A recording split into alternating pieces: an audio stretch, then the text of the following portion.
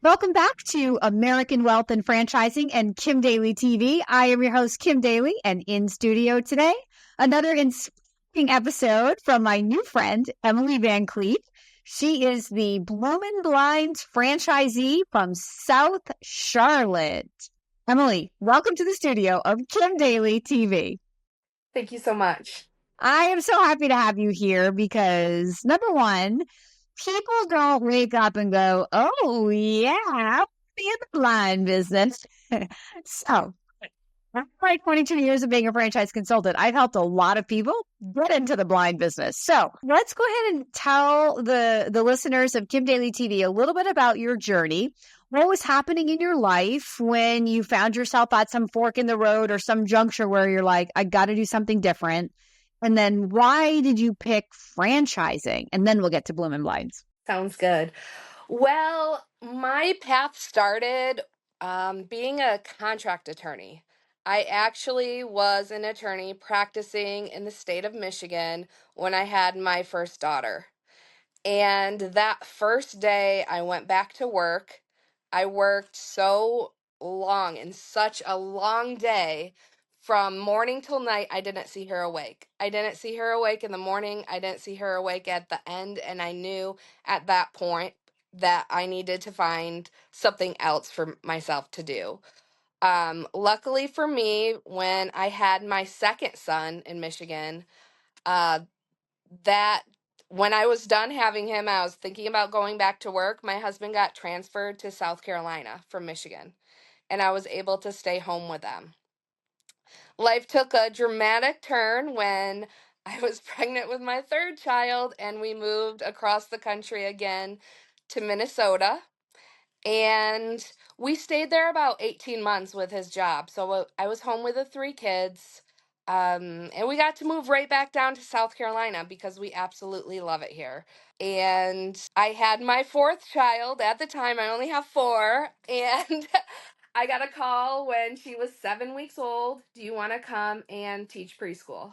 Of course. So I took on that journey for 5 years of teaching.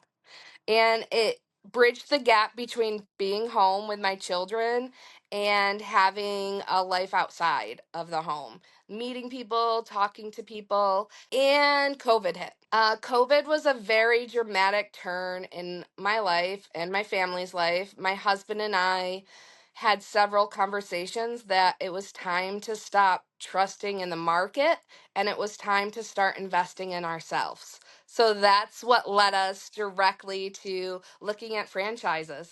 Okay. So from being an attorney to, so I'm being a preschool teacher to let's write a franchise. Okay. But everybody out there listening, like this is how life happens, right? Like it's not always just like the obvious next step, right? I mean, so when you answered the call to preschool, was that because you could do that job and still be the mom that you wanted to be to all your own kids? Like you had that flexibility of the Oh, yeah. same schedule? Yeah. Were you a I was able preschool to teacher? take them all with me. Oh, they were in Yep. your classroom. Well, they were in their classrooms, but I was able to bring them to me with school. I got to see them at all their special classes and get called out whenever they needed me. Exactly. That's awesome. Good job, Mom. Like, this episode is going to spark a lot of hearts because as working moms, we know like the Oh, hardest yeah. thing you ever do is the day you go back to work after you have a baby or like I was lucky enough to already have my franchise before I had kids, but I would be right there with you. It's like, no way I'm going to let somebody else raise them while I go work. Mhm. But most people need two incomes. And a lot of women, it's not just a need, like you said, you want to have something that's not just you being defined as mom, like something that makes you Correct. feel like an adult, a human, get dressed every day, leave the house every day. So you start thinking about a franchise to invest in yourself. I Mhm. love that conversation. God bless your husband. And how do you end up at the obvious choice of Bloomin' Blinds? Well, we went through a lot of different testing and personality trait testing just to determine where we would both fit naturally. And of course, they brought out all the educational things. They brought out kids, pets, and blooming blinds. And when I was sitting through all of the calls listening, because I kind of let my husband investigate and get to know everything before I was ready to jump on, because I still had four very young children and a huge classroom of kids. So You the got a little reason, busy. yes. So the reason why I felt so comfortable with Blooming Blinds is they had this amazing support team ready to answer all of our questions. And my husband comes up with some crazy questions, but they were able to answer those and help him through the journey. Whereas when we were talking to other franchises, they just couldn't answer those hard questions about finances and support. Those are two very important things to look at. Amazing. So when did you become a Bloomin' Blinds franchisee? We went to confirmation day, and I walked down in this hotel lobby, and I look up, and there's these gigantic guys, so much taller than me. You can't tell. They're over 6 feet tall, the three brothers of Blooming Blinds. And talking with them, it just felt natural. I wasn't intimidated at all. I just felt like giving them a big hug, and it felt like family right then and there. I knew they were there for us. And we spent the weekend getting to know them, getting to know the business, and we signed our papers on Valentine's Day of 2022. Congratulations. Awesome. So at the time of this recording, it's June of 2024. So you've been at it for a couple of years. So let's talk about this decision and how it's changed your life. Maybe some of the pros and the cons. I mean, everything has an up and a down, right? So tell us a little bit about your journey as a business owner, Emily, and things you've learned about yourself and this decision that you've made. So imagine this. You find somebody who is going to be your manager of the business. He has experience measuring, installing blinds, being out there in the blind terminology, the world, everything about it. And I didn't. We go to training, we invest in this guy. We invest in training, uniforms. He has a van, he has all the technology he needs. And I said, I want to be in the office. I'll be the office. I'll get our name out there. I will network. We get back from training 2 weeks later. 4 days in, I get a text message that says, this isn't for me. So, what do? Do you give up on your business? No, you don't. You get inside that van. I got myself into this gigantic Ford Transit, and I handled my own appointments. It was at that moment that I had to decide, do you let it go, or do you pour yourself into this and take charge? And that's what I did. And I have to tell you, that was the single most defining moment of my franchise and where I am now, is because I got out there and I did it myself. So now I learned so much that I'm a better leader of my company. Amazing. Sometimes the biggest setbacks are really just setups for something better. So you got in the van. And so then how did that work out? Are you still in the van? Do you have a team now? I have a team now. I started with one van. So we're a mobile service. So everything's inside our vans. And now we have three vans. I actually have a team of three people that go out and do sales, do installs. I still love to get out there. I will do my best to be there at the beginning, at the sales consultation. I'll be there at install to make sure everything is perfect. And I will even give my clients my phone number, that if anything happens, they pick up their phone and let me know, and I will always be there for them. Oh my gosh, We- this is so amazing.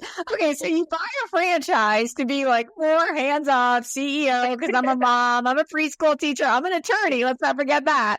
And then life happens, you end up in the van, and now here you are with a whole team, but still loving your business enough to be like, I love my customers and I want to be there. I want them to know who I am. Yes, I think that's so important. Is just they need to know that we're there from the beginning, the middle, and beyond. Not the end, but beyond to take care of them. So I kind of want to go back. And so in choosing Bloomin' Blinds, it was because of the people, not because of the product. Correct. I had no idea about window treatments whatsoever, but I met a group of individuals, the Stewart brothers, and I just fell in love with their story. Their mom started the business. And and I just think that is so incredible that she went out there and learned how to clean and repair blinds. And then here comes her three sons and just taking the business to the next level. And when I got to know them, I knew the support that they offered me like was beyond what product it was. So their level of service and love for what they do and just ability to answer a phone call every time I needed them is what really made me feel like it was the best decision I could make was going with Blooming Blinds. It's so funny. So for those of you who are out there listening to this, right? A lot of times people come to a consultant and they think they know what they want based on being a consumer or like my passion is the gym, so I've got to own the gym. But here's an amazing testament to, and I'm assuming you worked with some kind of consultant, right? Okay. Yeah. So here's an amazing testament to working with a consultant because she ended up in a business and she bought a franchise for who, not what. Where have you listeners heard that before? Franchising is always who, not what. If it's about what, go be an inventor, go be an entrepreneur. If it's about who you're in business with for support, the idea that you're in business for yourself but not by yourself, it has to be about who. And this is the perfect story. And you end up going, I can't believe I'm going to do this, but I'm going to fall in love with wines, right? Because you fall in love with people. And that's the business. And that's an amazing, amazing story. So you're 2 years into this decision, or maybe a little more because it takes time to find the business and get up and open. So your husband says, we're not going to rely on, our 401ks anymore. We're going to invest in ourselves. So is that a good decision for you, and your family? It's been the best decision we could have made because not only is it providing for our family, it's teaching our children to believe in themselves. You have become the role model to those kids. How old are your kids today, Emily? 13, 11, 8, and 6. Oh my gosh, you are in it, girl. And we've inspired our children to open their own businesses and really believe that they can do anything. So true. The statistic of kids who grow up from a household where there's a business that go on and become business owners themselves. I mean, isn't that the greatest legacy you could ever give to your kids? Is the idea that you don't want to go trade your time for money and somebody else's dream, but you can do this too. You can be a business owner and to start them when they have, before they too deep into their lives and have, the golden handcuffs because you have mortgages and families and now you can't quit the job and go follow your dream and start a business, right? But to teach them to do that from day one, it's amazing. So your husband, is he in the family business? Is he still working a W-2? Well, that's an interesting thing that happened because of Blooming Blinds, I have really networked out in the community and met quite a few people. And we had a restaurant owner who was looking for somebody to take it over for him. He just didn't have the motivation to keep going with it. So we decided, since it worked so well, to invest in ourselves before that we were going to buy another business. And my husband got let go of his job the day we invested in another business to keep us going. So no matter what happens, you just have to believe in yourself and invest in yourselves because it will all work out. Oh my gosh. Life just keeps happening to you. And it's awesome because this is what happens. The people who try to sit on the sideline and control the whole thing, this is why you can't, because the unexpected may happen. It probably will happen. And so if you're trying to control the whole thing from the sideline, you're never going to be able to get in the game and just learn that you can figure it out if you don't quit. Like, much more confident of a person are you, Emily, than go all the way back to the days when you were in Michigan, no children, and a contract attorney. I can't believe where I am now, but I wouldn't change it for the world. It's amazing. Like, you just never knew where your life was going to go over those 13 years, right? Like, that's so crazy. So what are your goals or your future plans with Bloomin Blinds? Are you thinking you want to build this for an exit? Are you thinking you want to build it and just turn it into more semi-absentee income? Do you have those kind of goals? Right now, I'm starting to continue to build it. Our whole goal is to reinvest in ourselves continuously and grow it and build it. I do try to step back sometimes to coach different programs with my children and make sure I'm there for their activities as well. But I just see this getting much bigger. But I doubt I could step away. I have just fell in love with this company. Maybe add more and have that be the absentee model. But for now, I just see myself being with the blinds for a long time. Isn't that hilarious? I guess because there is no like, it's such a good story. So, financially, may I ask, like, so your husband loses his job. Were you like, oh, I don't know, we just stepped out again into the unknown and bought another business? Or were you just like, whatever, we're ready for this? Yeah, we were ready for it. We haven't been really upset at all. And all of our friends have told us, like, they wished they had done this earlier because you never know what life's going to throw you with corporate jobs. So they all think that this is such a great opportunity and just really commend ourselves for, having that in place and knowing that, you're worth investing in. Daring to do what other people only want to think about is so inspiring. And so not only have you become the role model for your children, but it sounds like also like your friends, your family, your network around you. I mean, congratulations. It's such a fun story. I love that you have the vision that you want to remain involved. It doesn't mean, though, for those listening, that she's trading her time for money. It doesn't mean she bought a job. It means she fell in love with her business. And she's the business owner who likes to be involved. Correct, Emily? Correct. Yeah. How many territories are you running in South Charlotte right now? I have 3 territories. You're running 3 territories and you have 3 vans to date, and you think you could keep going? You can go deeper and wider into those 3? Absolutely. Yeah. Charlotte is such a large market. Is it just a function? So the scale is a function of just the networking and then the marketing driving the lead flow? Correct. Mm-hmm. Yeah. Fun.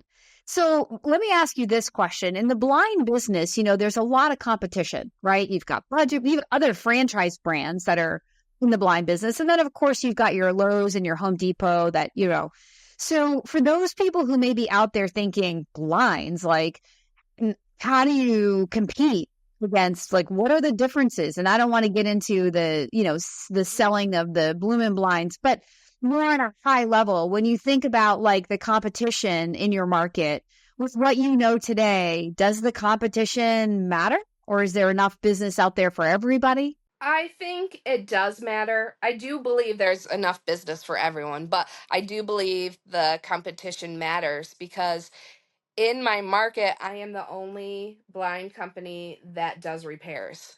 So my competitors are referring their clients to me to do repairs. And another thing that I've seen that's different is I'm answering the phone and being there when something happens. Say a blind breaks that was installed last year. Well, I'm going to be there with a brand new one for them at no cost. We have a wonderful warranty of lifetime on products as well as a lifetime service warranty to really go in there and make sure that if something happens, we're here. It's so good.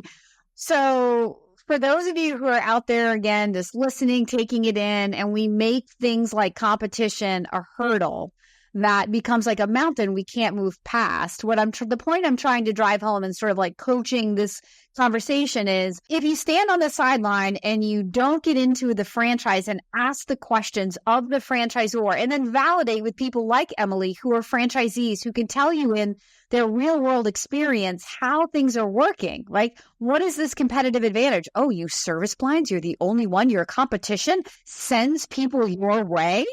Right? You can't make that up on the sideline by yourself. You would be like, that would never happen. And then here she is saying that that's what happens. It's just more proof. It's a deeper story that says, if you're on the sideline and you want to explore franchises, you want the freedom and the control and the opportunity to have your own testimonial story like this, right?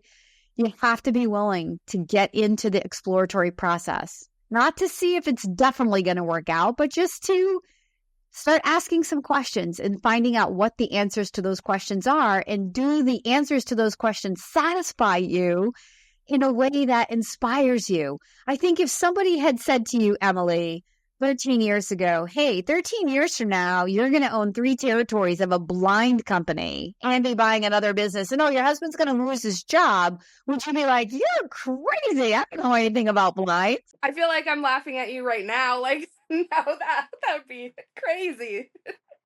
Twists and turns of life. It's awesome. It's awesome. What did your husband do for work before now he's a business owner, but what industry was he in? Supply chain.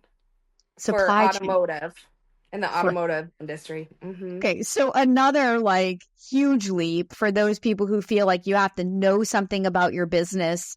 In franchising, you really don't, right, Emily? No. You could be a contract attorney who buys a blind business via preschool teacher. Yes. Gave me everything I needed to know, patience and understanding, and just wanting to learn more to become a better business owner. It's always just about humans doing business with humans and bringing that, to your business. It's awesome. So, Emily, I want to give you the floor.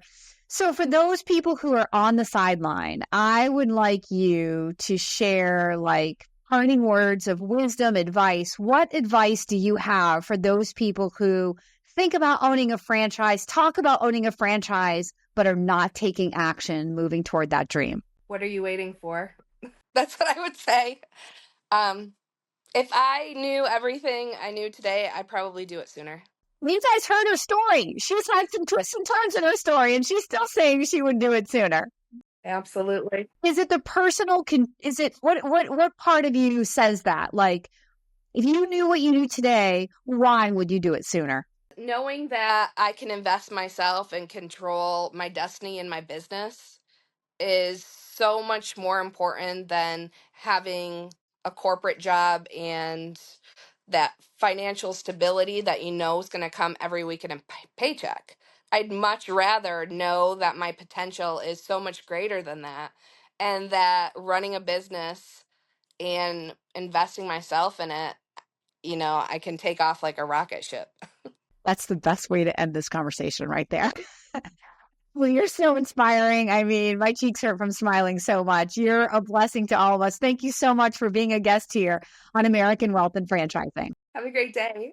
Yes, and we wish you the best in your new business as well. So for those of you who are on the sideline, if you are ready to start taking action, moving toward your Bloomin' Blind, your amazing testimonial, well, you know that I want to be your franchise consultant. So please follow the email on the screen right now or reach directly out to inquire@kimdaly.tv. That's inquire@kimdaly.tv. And until next time, my name is Kim Daly, and I want to be your daily coach.